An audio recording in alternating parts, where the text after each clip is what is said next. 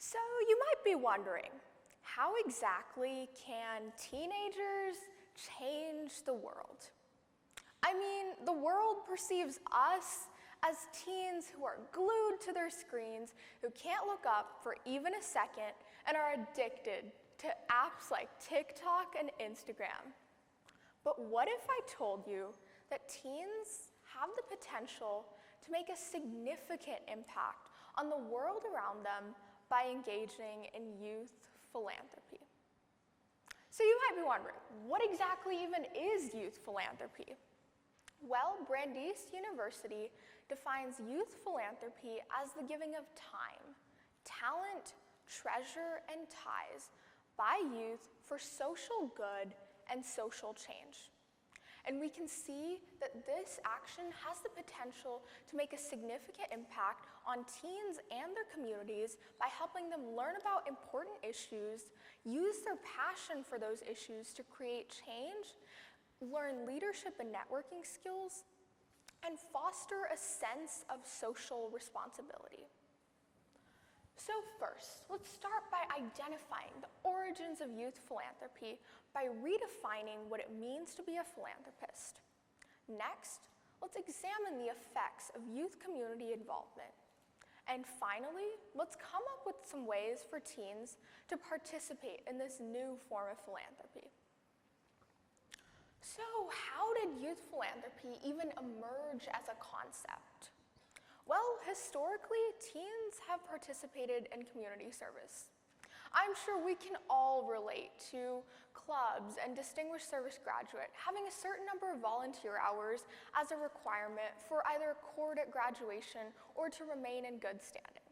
And although we viewed those requirements as simply something to check off of a checklist, we can see that volunteering and community service can help us use our passion for these issues and make the community a better place. And today, we can see that teens are doing exactly that. So raise your hand if you've volunteered somewhere in the past year. It's a lot of you, and you're not alone. 2/3 of teens have volunteered in the past year. However, there's still so much room for progress. So why is youth philanthropy even necessary? Aren't there adults who do this as their careers and philanthropists who are donating millions and billions of dollars? Why do we need to get involved? Well, what do you think of when you hear the word philanthropy? If you're like me, you probably imagine someone wealthy, someone influential, donating millions and billions of dollars to either improve their personal reputation or for a tax deduction. However, if we look at the true meaning of philanthropy, when we trace it back to its Greek roots, we can see that it means a love of humanity. So, what does that mean exactly? Well, we can see that philanthropic organizations are trying to get back to that ideal of a love of humanity instead of the societal connotations of philanthropy being elitist and harmful to the communities that it seeks to serve. And unfortunately, we have seen many examples of philanthropy being harmful to the communities that it wants to serve. One such example would be gentrification.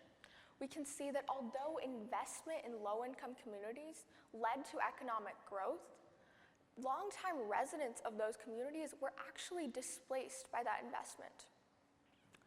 So, although youth philanthropy won't completely change all of those negative impacts, we can see that teens are willing to listen to the people who are most affected by those issues.